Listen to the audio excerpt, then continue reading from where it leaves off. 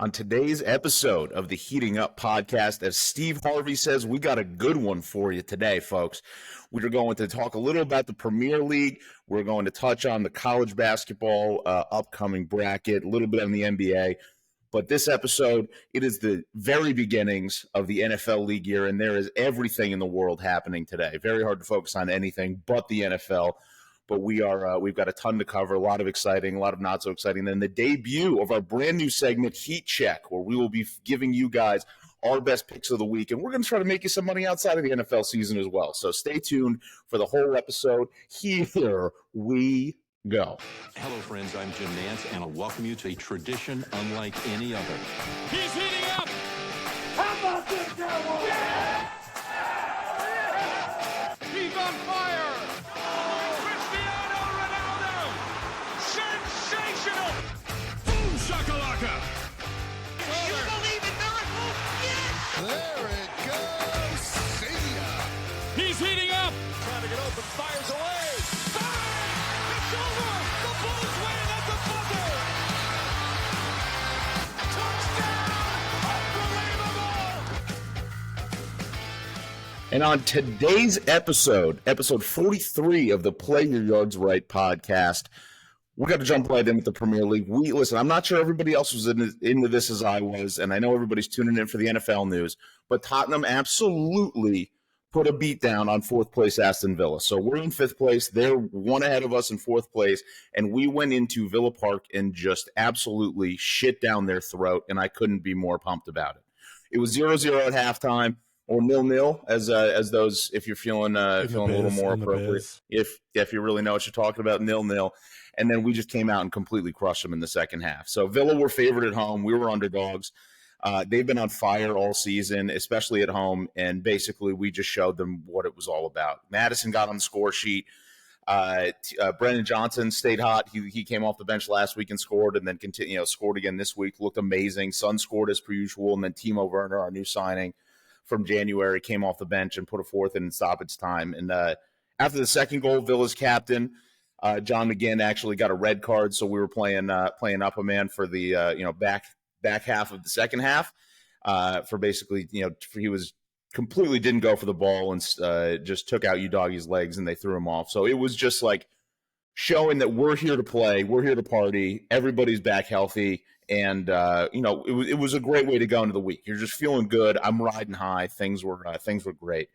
And then in other Premier League news, Liverpool-Man City was this week, which is basically between the two teams that everybody's kind of predicting one of the two of them will win the league. Arsenal is currently at the top of the league, but I think everybody thinks Liverpool and Man City will take it. So huge game for the Premier League title race, and it did not disappoint. It was probably the most exciting 1-1 draw I've ever seen, which, if you're not really watching the game, if you see 1-1, you're like, who gives a fuck? But it was super, super exciting, and this is the first time I've really felt that Liverpool might be able to beat Man City in this league race. Like, Liverpool is dealing with a ton of injuries, and they still came out and looked amazing. Luis Diaz for Liverpool looked great. He couldn't finish for shit, though. He was just absolutely cooking, one of the best defenders in the league. But the game did end with a little bit of controversy. Jeremy Doku for Man City, right at the end of the game, right before it was about to end, put his foot up super high and basically kicked one of the Liverpool guys in the chest. And for some reason, it wasn't a penalty. Nothing was given. It wasn't a penalty kick. And I honestly just don't know why. But this is part of the reason why I feel that refs are so important in sports, because I feel like every week in the Premier League, there's one of those Dez caught it kind of moments. And I don't know if anybody actually knows the rules of soccer. I always feel when I first started watching a couple years ago, when I first started watching, I was like, I guess I just don't get it yet. But now the more I watch and the more I know, it's like, I just think nobody knows, because it's just from one week to the next, there's completely different rules called. That very similar thing happened against Tottenham back in November. One of our defenders went for the ball, hit the ball and then kind of rolled over the ball and ended up stepping high on this guy's ankle and rolling it. And he got, our guy got sent off with a red card, which is not only just getting sent off for that game, a straight red card, you get suspended for 3 games after that. And then basically this guy puts his foot up, kicks a guy in the chest. It doesn't matter, he touched the ball first, but then kicks a guy in the chest. And basically, literally nothing happened, and it ended up dealing in a 1-1 draw. So there's no consistency. I don't get it. It gets people super mad. And if it's not happening to your team, I feel like it's the best. You just love it. Everybody's super into it. Everybody's super mad. They're yelling about nonsense, and it's just pure entertainment. I mean, anything with a little controversy, I'm here for. So maybe if they keep up with that, I'll get interested at some point.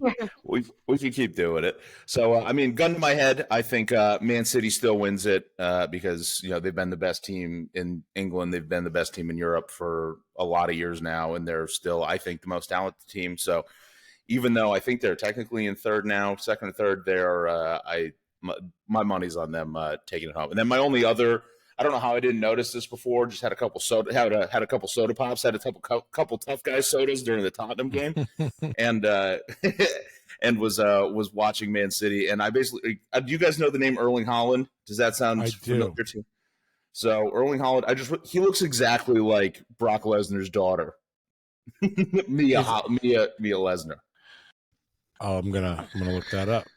Which also is kind of funny. I thought he didn't have a daughter, and you were saying no. If he had one. Oh, no. Actually, Mia Lesnar, she looks just like Brock Lesnar. She's like a champion shot putter in college, like women's shot putter.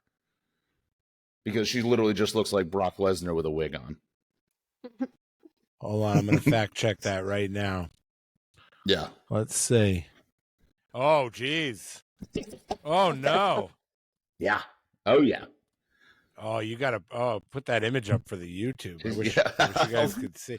Oh, my God. It does look just like him. Wow. Maybe he's a two-sport athlete. Yeah. She is both the shot putter and the best striker in all of soccer right now. So that was the only thing that was making me laugh in my takeaway from that game. So exciting game, fun game, and Tottenham has to play all of these very hard teams at the end of the season. So the Premier League title runs through Tottenham. That's what everybody's saying now. Maybe it's just me, but that's what I'm saying.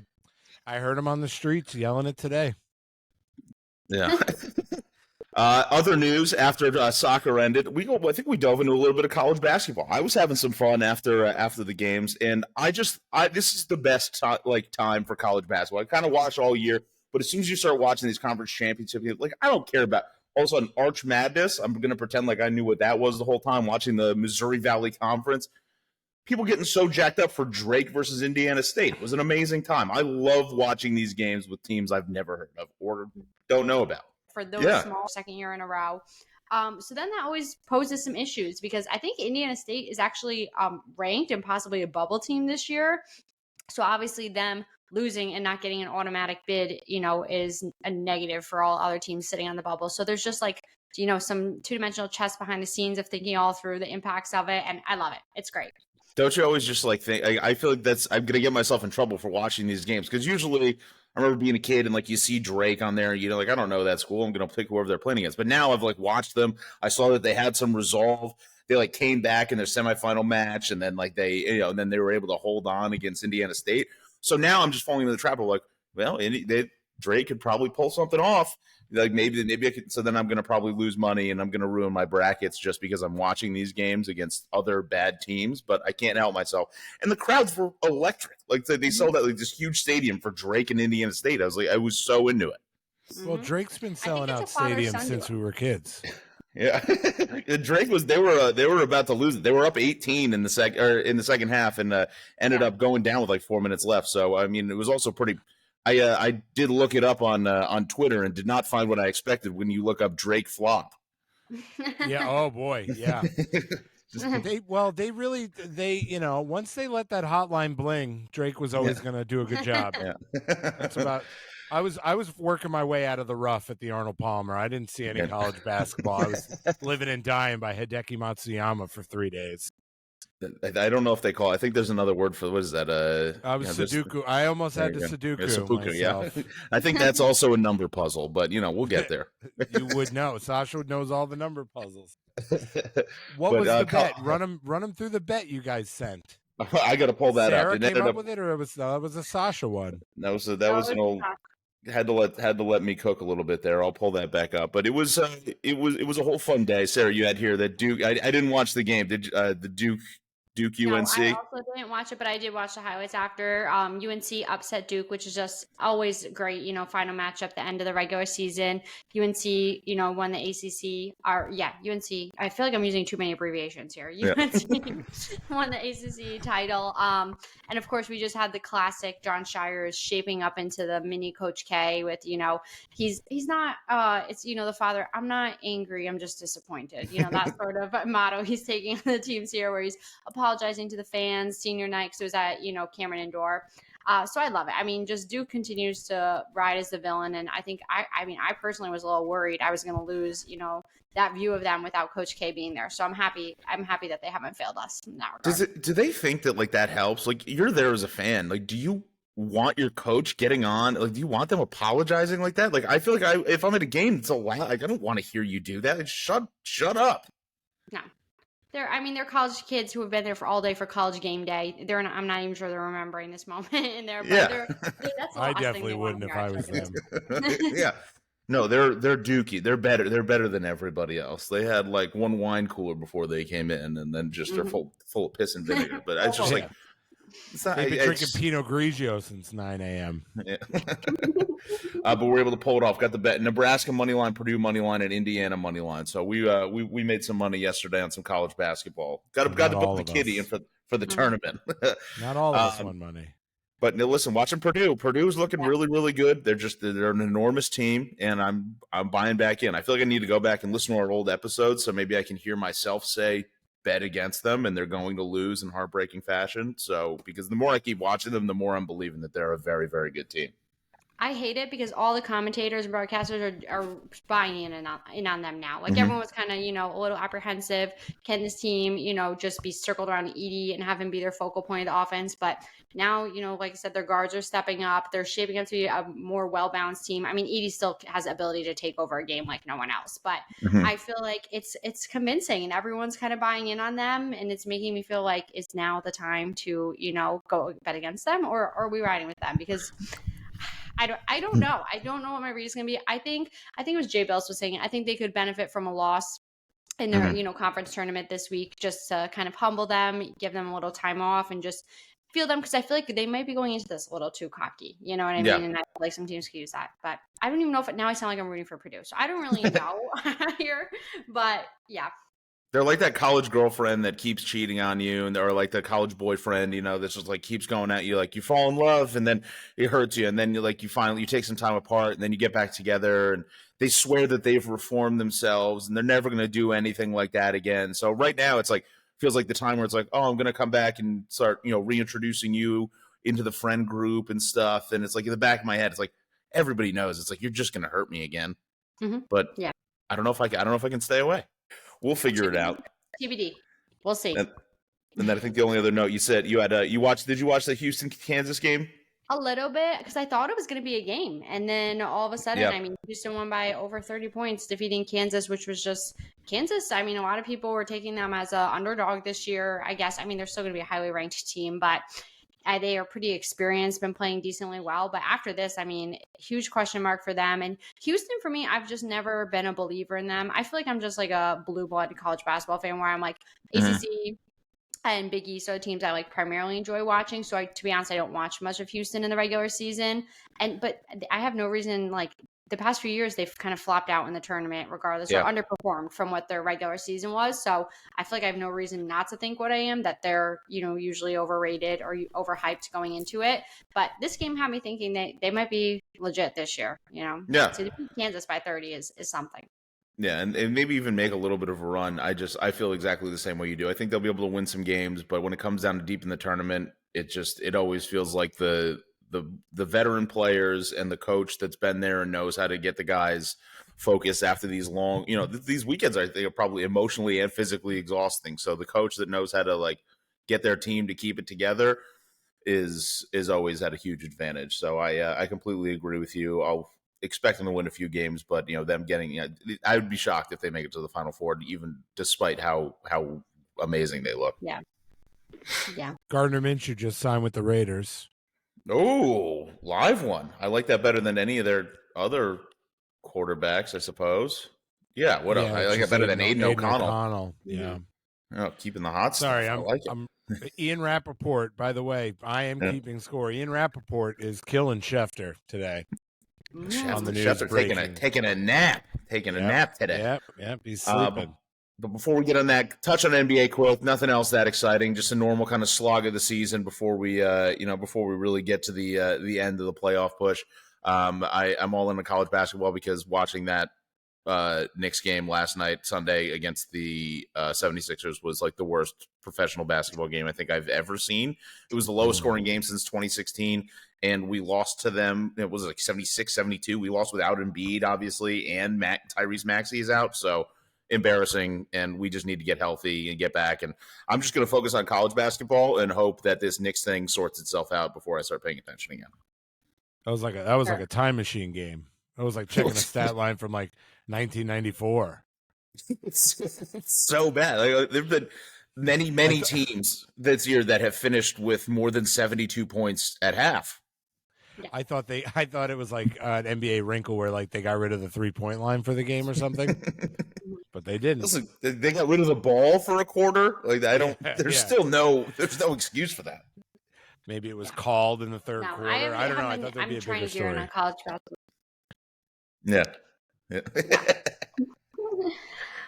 Yeah, I feel like I'm focusing in, college basketball here, but my only note's really the Miami Heat. I mean, I know we said they're going to scrape by and like they're a sneaky good team, but people do not take them to cover. They just don't.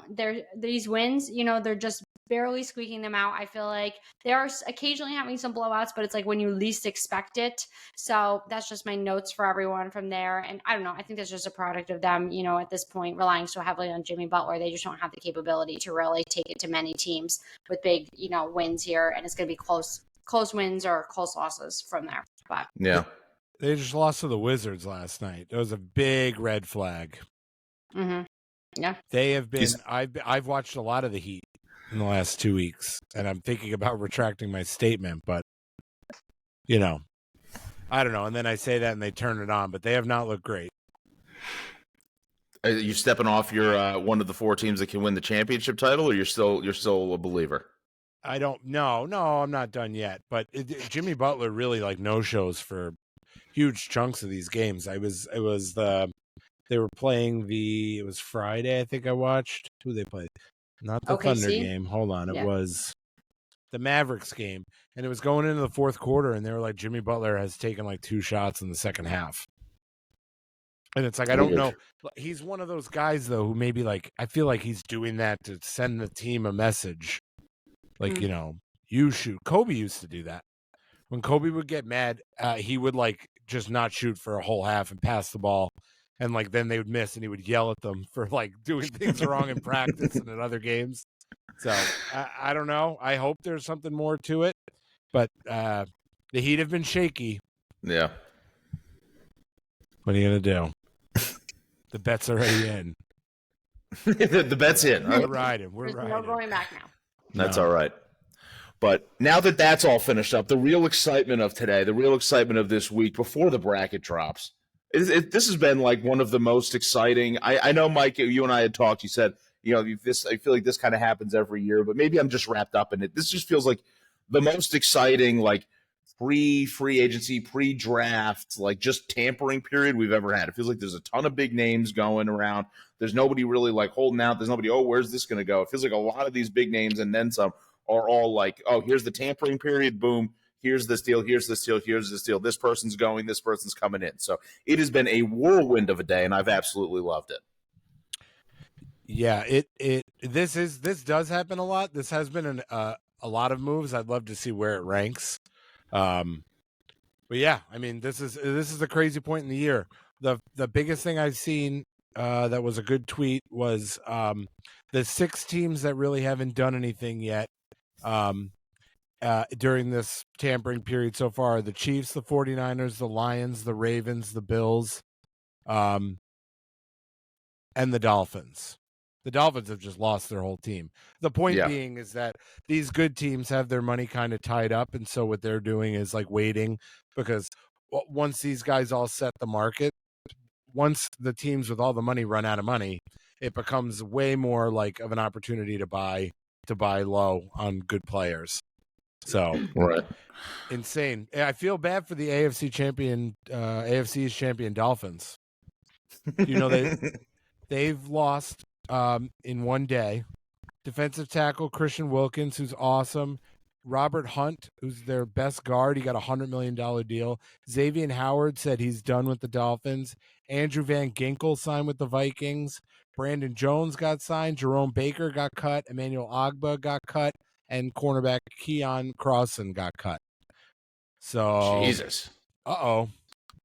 I think Van Ginkel's like the biggest problem at all. Like Van Ginkel's like he was like a straw that stirs the drink kind of guy. That guy was everywhere when he would. So that's a problem for them. Well, Christian Wilkins got like $168 million from the Raiders too. I mean, like that heart of that defense. And that defensive line now on the Raiders with him and Crosby is going to be insanely good. Yeah.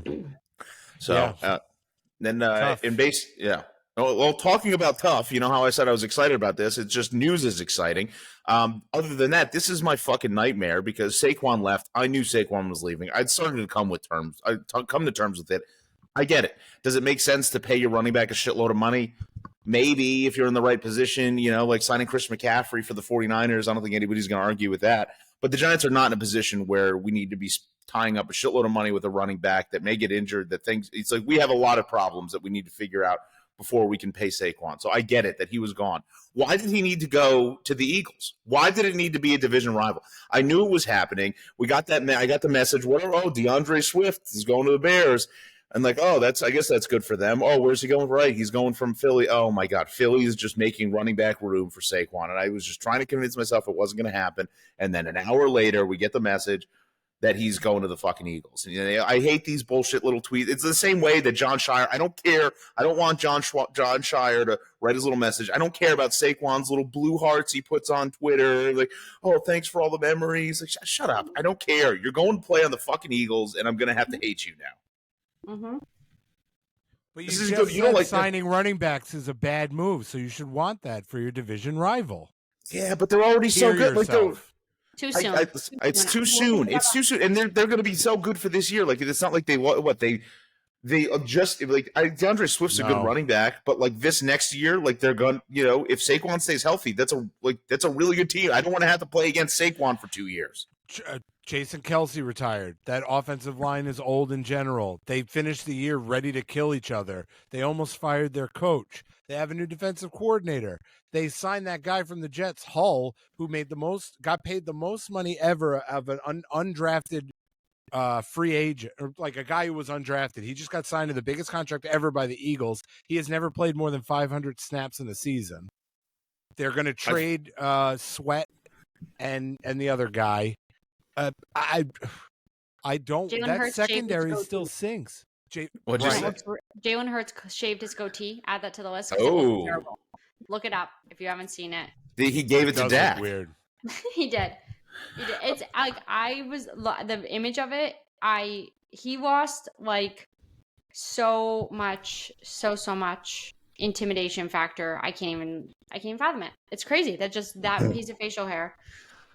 Somebody tweeted the Adam Silver meme, like the get ready to learn Chinese buddy meme. Yeah. So they were like, Saquon Barkley, the minute he gets to Philadelphia, it's get ready to push that tush, buddy.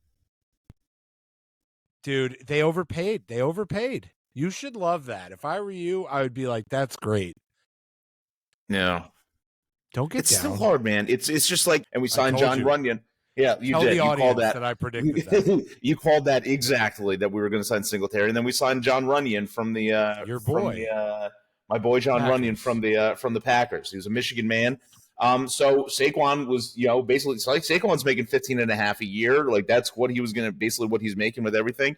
And I think that maybe a mid-level running back at $5.5 and Runyon at $10 million a year, like a starting guard, is probably more important. So you're already I've talked turning myself it around. in. Yeah, I think we're going to be fine. And now I think the only thing we need to do is go out and sign Boston Scott so we don't have to play against him twice a year. Whatever it costs. Just don't, he always scores against us. So go pay him $500,000 a year, veteran minimum, and just don't make him play us again. I think the Saquon signing is going to be more like if your friend stole your car and then like got down the road and was driving and it looked really sick, and then inevitably like one of the wheels falls off, and then they crash, and then they can't afford another car for like 3 years. It's probably how this is going to play out. I like that story better. I just have bad visuals of them playing, of him putting up, averaging 115 like combined receiving and rushing yards a game, scoring 1 million touchdowns. But I think you're right. I keep forgetting about that Kelsey thing, and he was really the guy that made that tush push possible. So I don't know what's more important, them not having Kelsey or Jalen Hurts not having his goatee, because I'm looking at two different pictures of one on him on a red carpet where he looks like maybe the scariest, most intimidating man I've ever seen, and then that picture with him in his hat and no goatee. That's not; those are not the same guy. It's insane. It is quite literally insane. He's just They remind me of the Eagles when you remember when the Eagles had Michael Vick and Vince Young, and I forget the other people that they signed, and Vince Young was saying they're like the dream team. Yeah, this shit never works out. Never. The writing was on the wall there. The coach is in trouble. So yeah, I think that team's going to be coached by like Vrabel or Belichick by like week 8. That's more scary to me. All right, I feel like I need to call you in these times where I feel like I just get my own little downward negative spiral of like what's going to happen, but I like this better. What's going to happen is your Giants are going to continue to sign anybody off the Buffalo Bills that they can. So congratulations on Micah Hyde. Congratulations on Jordan Poyer and Trey White. You did it. Yeah, I'm honest. Like, you're signing Devin Singletary. You're like, no way, no way. You called, we were on the phone and you said exactly that. And frankly, I just can't wait for the Giants to, I just can't wait. Yeah, they can't wait. So what? We're going to sign Jordan Poyer, Deontay Hardy, Nyheim Hines, DeMar Hamlin, Jim Kelly, and O.J. Simpson. Yeah, don't sign DeMar Hamlin. That's my dream team, I guess. Don't take DeMar. Don't sign DeMar Hamlin. What about Jim? What Jamar? Jim, are you okay with Jim Kelly and O.J. Simpson? Can we take those? Yeah, I think Jim Kelly's in remission. And OJ's free. I think, Mike, are you just in an internet dead zone? Can you hear me? Now we can, yes. I'm sorry. I've got all my phones pulled up. I'm watching Twitter. I said I think Jim Kelly's in remission and OJ's out of jail. Sure, they could suit it up. All right. Well, honestly, they might have as many healthy knees as Daniel Jones, so I think we can figure that out. The thing that hurts the most, it was an insane amount of money, but Xavier McKinney going to Green Bay, it feels like Green Bay is just going all in. Like they are spending money. They signed Josh Jacobs and dropped Aaron Jones know that he's going to be walking. So it seems like basically the Packers got what they needed. They've got the information to know that like they can be a very good team. They know that Jordan Love's maybe a guy to build around, and they're like, fuck it, we're spending all this money and we're trying to build with what we got going. NFC is very winnable, so it makes sense. Buffalo Bills re-signing AJ Epinesa. Breaking news. That's a big one. The Giants also signed, in similar news, the Giants signed Gunnar Olszewski. So calm down. Look at us go. That's I'm a pretty Belichick jealous guy. of all the activity you guys have going on over here, because in Dallas, we are not falling onto the list of where Mike, at first I was like feeling good. Maybe Mike was going to say the Cowboys were one of those teams that was being smart and, was unloading and waiting, but you didn't list them off. And then all day. It wasn't my tweet. All day I've just been seeing we lost Tony Pollard to the Titans, which that was okay. Kind of had an idea. There was talks like maybe he actually wouldn't be getting that big of a contract and somehow the Cowboys could still keep him, at a pay cut. But he went to the Titans for a 3-year deal, $24 million. I feel like that's a little bit too much for him still, but it feels like a lot of money.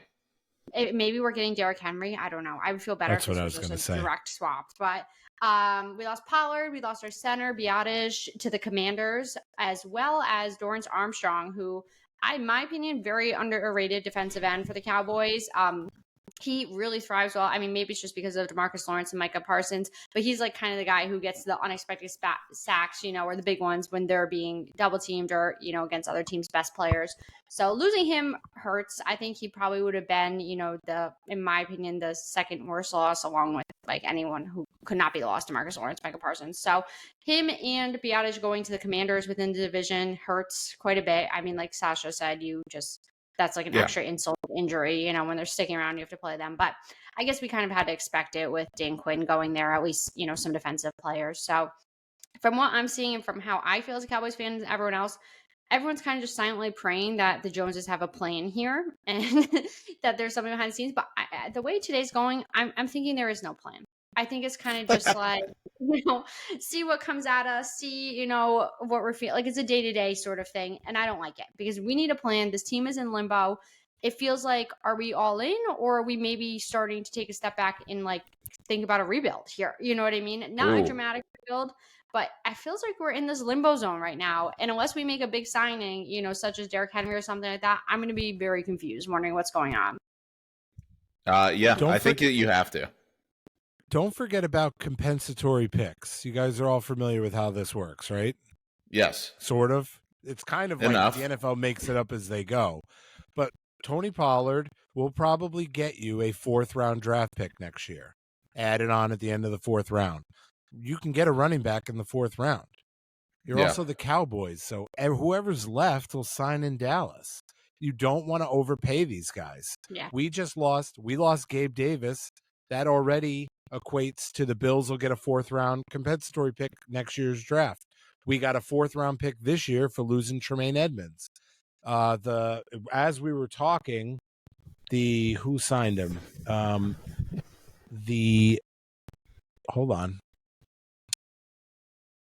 Come on, it was right here. The 49ers just signed Leonard Floyd from the Bills. That contract already equates to a 4th or 5th round compensatory pick, depending on some things. All that is really important is getting your guys signed. If you're going to lose them, you want them to sign big contracts for their position. What draft pick was Tony Pollard? I don't know. What round was he picked in? Far. 5th, maybe. So you're getting a pick a round ahead to lose this guy who really wasn't that impressive. Ends up as. Yeah. Just saying, if you get these late round guys that pop a little bit and get a contract, and then they get paid by somebody else, you get a pick that's higher than where you drafted them. That's where you got to believe in your GM and like your strategy. And running backs are at the bottom of the barrel in every draft; they're everywhere. So I guess now that you said when it comes down to like that, I think that ends up getting to just affirm Sarah's point that it comes to believing in the Jones family. Yeah. Well, yeah, that's. You got to believe. You got to. That's what we say over in Buffalo. You got to believe. Yeah, see that? There you go. So, also I'm getting this now. Giants are closing in on a trade for Brian Burns, the looks like the linebacker from the which I the defensive end linebacker. Panthers. From the Panthers. So let's go. I really, really hope. I would like that very, very much, especially after losing McKinney. So I would be pumped about that. And then on the Bills or from the Bills only signs Panthers, and then anybody who used to work for the Bills now only signs Bills or Panthers. Galaxy brain shit. Then going into the day, what I thought were going to be the two biggest story, or the one biggest story, and then what happened today. Basically, Russell Wilson is now a Steeler, and my take from that is that's hilarious. And is there a quarterback whose personality fits the city less than Russell Wilson at Pittsburgh? Only to come over the top and just absolutely hammered by Kirk Cousins going to the Falcons today. Oh yeah. I don't know what to think of any of that. No. Kirk Cousins in a black and red uniform, like what? No, it doesn't go. It does not go. I don't trust him. So I did see this. I took some notes on this. Kirk Cousins, I saw that deal, so I had to go back and see how much money Kirk Cousins has gotten paid. So 2012, standard 4-year rookie deal. But then starting in 2016, $19.9 million fully guaranteed. 2017, $23.9 fully guaranteed. 2018, $84 fully guaranteed. 2020, $66 fully guaranteed. 2022, $35 fully guaranteed. And then 2024, $150 million with $100 million fully guaranteed. So $411 million through 2027, 329 of which is fully guaranteed, and one playoff win in 12 years. Yeah, he's not going to have It's to an fit in enormous there amount of because money. he can just live wherever he Kirk wants. Cousins. What is he doing with all that money? We need to know. Buying tinfoil so we can keep grilling. He's not going to have to worry about. He's not going to have to worry about fitting in Atlanta because he will not have neighbors and he can live wherever he wants and just fly private. He'll be fine. He's just showing up. It's just the Atlanta vibe is just the opposite of what Kirk Cousins is. And then Russell Wilson, I don't like. I mean, are the Steelers going to be okay? Are they just going to be? Is it going to throw away season? They're just going to finish 9-8 again, like the Steelers always do. I can't picture him on that team in that jersey. None of it makes sense to me. I can't picture Russell Wilson being a Pittsburgh Steeler with Mike Tomlin. Their gritty little. It just that team always feels gritty, and Russell Wilson is not that guy. Him and Tomlin is the biggest question mark for me, like especially coming out of Denver and the relationship he and Sean Payne did or did not have.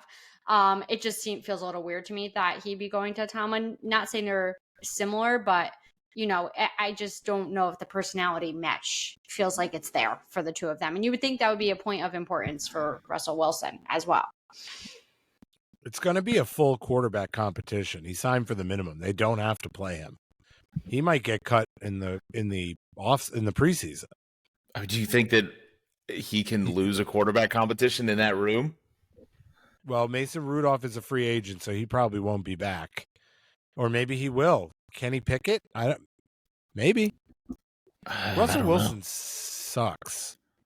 Yeah, I think so too. I can't believe that. I mean, I guess if it is for the minimum and they can make most of his contract is being paid by the Broncos anyway, so it's like $38 million of it. Yeah. But then he doesn't seem like the kind of guy that's going to go like cash a paycheck. Like he wants to go play. He has that kind of like delusional attitude about him that I don't know if he can just shake. So is he just going to like go ride the bench in Pittsburgh? I don't think he's going to ride. He wants to go be a starting quarterback, right? But he's out of options. Yeah. Well, as we saw this year, it's like every team basically needed at least a stint of a backup quarterback coming in. So does he just like wait till week 3, week 4, somebody goes down and then he's all of a sudden going to be needed and maybe someone will need to bring him in, pay him something additionally? I have no idea. I think he'll have to get incredibly humble. And I don't think he's capable of that. As long as that guy has been in the cultural zeitgeist, I don't think humble has been a word that really jumps off the page. It's like Cam Newton or like it was almost like Baker Mayfield. Like there's too much hoopla coming around when you're just not a guy anymore or ever. Well, I guess Baker is now $100 million man, but when there's too much, like the Zach Wilson thing, could he be a backup? I don't know. Not if everybody's going to keep talking about him every second. You can't have that much noise coming out of your number 2. Yeah. Well, speaking of that, also Mac Jones going to be the number 2 in Jacksonville. None of that made sense to me either. Is that I just don't see that as a good backup spot for Trevor Lawrence. It's like they were in the same draft class. I just think that thing is going to be so weird. I don't know. I get that Mac probably wasn't ever going to play on the Patriots again, but I don't know where else he would end up. Jacksonville behind Trevor Lawrence just feels like I don't really trust either of those guys. Do you think they like queue up? It was just like a perfectly random. Like I just saw like the picture. It was just like this is the most random move in NFL. Yeah, it was just random. That's all. Like it just felt very bizarre. Do you think they just like queue up the like Diddy "I'm Coming Home" song when he comes out for his first game, like Carmelo? I do love that, and now I guess now that I'm thinking, it just is the Raiders' plan to start. Whoever you just said is going there. Gardner Minshew. Gardner Minshew, is that their plan to start Minshew? I love Minshew. He's fun to watch. He'll win you some games. Yeah, but he seems like the best backup. Is that a guy you want to go into the season starting? That this is our guy for the whole year? Are the Raiders going to plan to make another move? They'll probably draft a quarterback. What's their spot? Raiders pick. I would like to see whatever quarterback comes in and has to sit behind and learn from Gardner Minshew. That sounds like a fun thought experiment. You split two twins up to see if they're raised with different amounts of money, if they'll turn out. I want to see what a quarterback turns out raised by Gardner Minshew. Just all right, Michael Penix, throw on your jean shorts and come out to my van. He just keeps making Penix jokes. He can't We're gonna go shower. We're gonna go shower down by the creek. He's like, we're in Vegas. There is no creeks.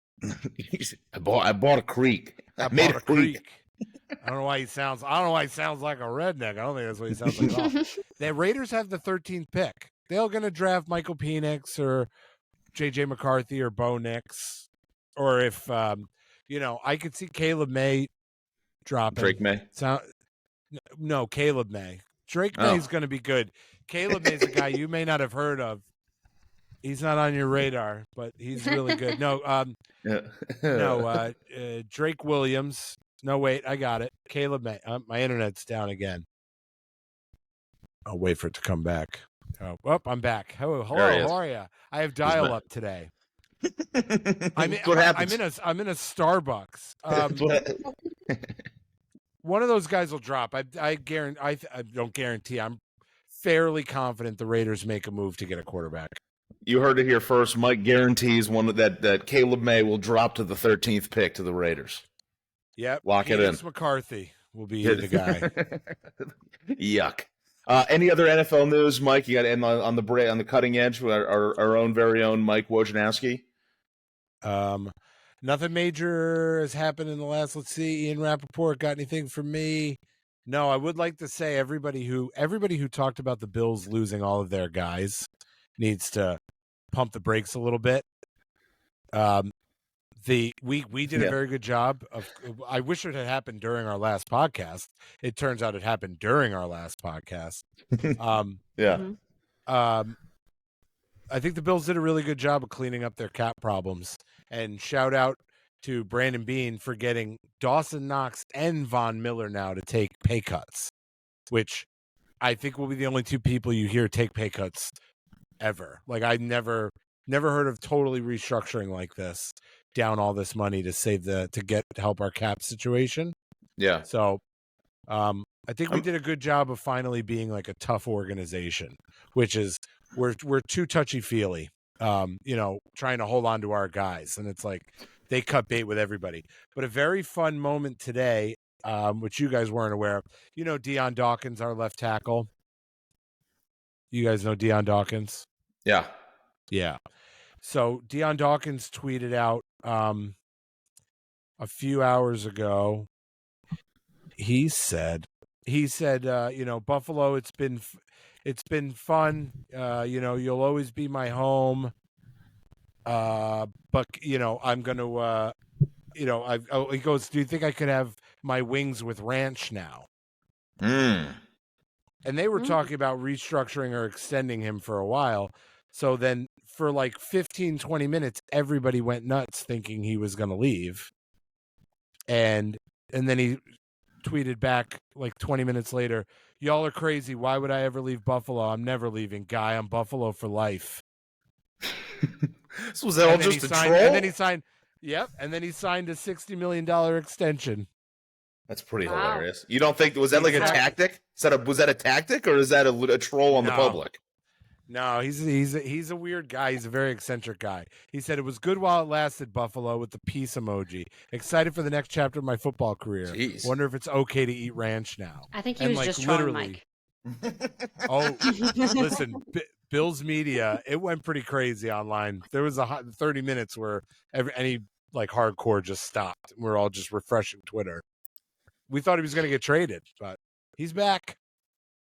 The snowman. Yeah. Well, then the Von Miller thing, I think that pay cut is a little easier because they were, I think he started receiving Social Security or something in November, so I think that they were probably able to just offset his salary by that. We offered to cover his legal fees. I think he's got some problems coming up. That